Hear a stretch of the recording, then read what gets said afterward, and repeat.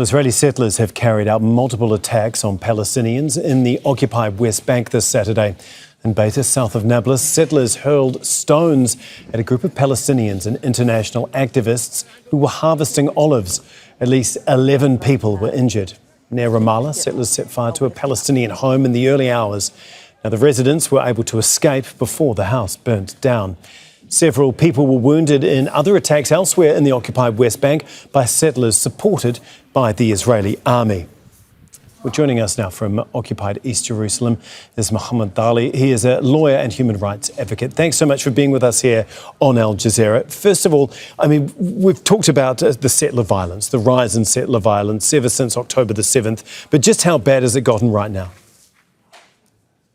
It's an ongoing violence by the settlers in the occupied territories, but they usually exploit exceptional circumstances whenever there is an outbreak of violence or there is any military operation in Gaza in the past.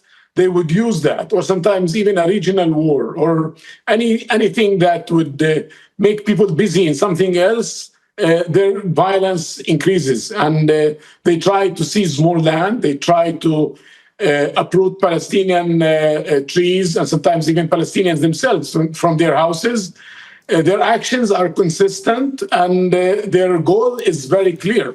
They want to uproot the Palestinians from their homeland. They want to seize as much land as possible.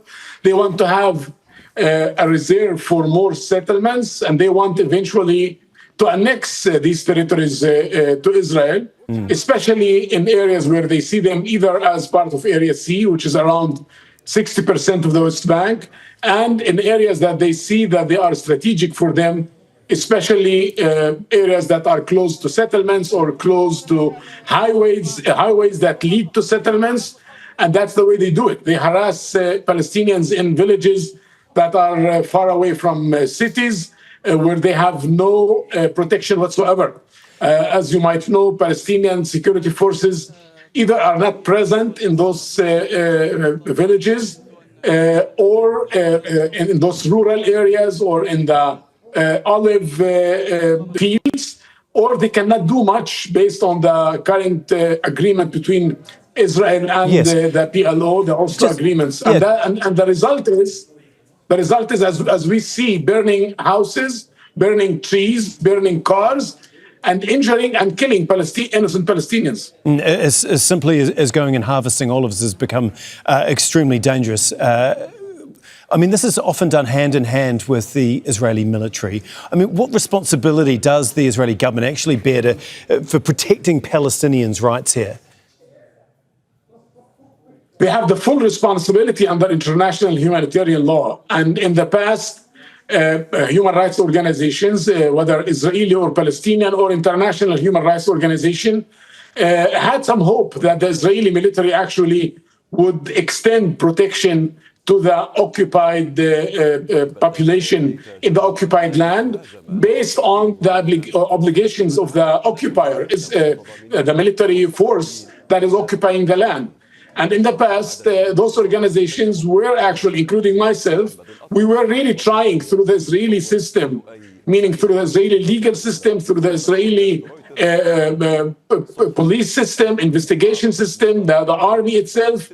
We were filing complaints and we were filing petitions and we were asking the army to give protection and also to indict or investigate those settlers that are engaged in violence. In certain cases, we even tried to file civil cases for losses and damages that those settlers had incurred.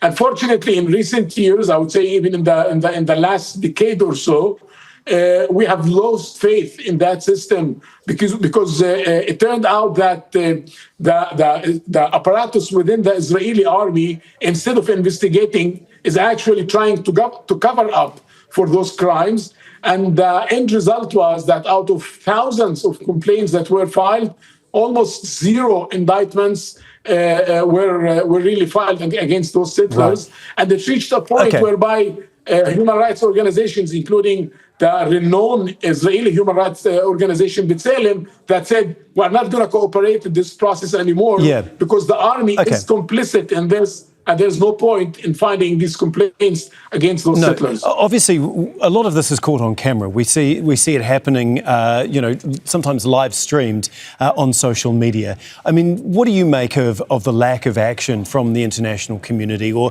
maybe even understanding of what is happening in the occupied West Bank right now? It is so frustrating. It is unbelievable what's happening. I mean, whenever something happens from the side of the Palestinians, they immediately label it as terror, and they sanction the Palestinians in all possible ways. And here we see illegal settlers whose presence in the occupied territory is a criminal act. It's a war crime under international law. And they are harassing, killing, injuring, burning, damaging Palestinians and Palestinians' assets and property. And the international community is doing almost nothing. We have seen some sanctions against certain settlers.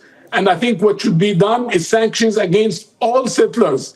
I mean, if international law was really to be applied, all countries in the world shouldn't allow those settlers even to enter those countries, not give them any kind of visa.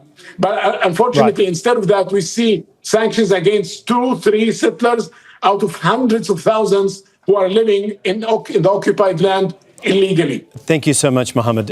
We do appreciate your time and your insight, Muhammed Dahleh, for us there in occupied East Jerusalem. My pleasure.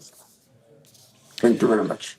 Don't miss out and get the full picture. Subscribe to Al Jazeera for reliable news and expert insights. Like, share, stay ahead.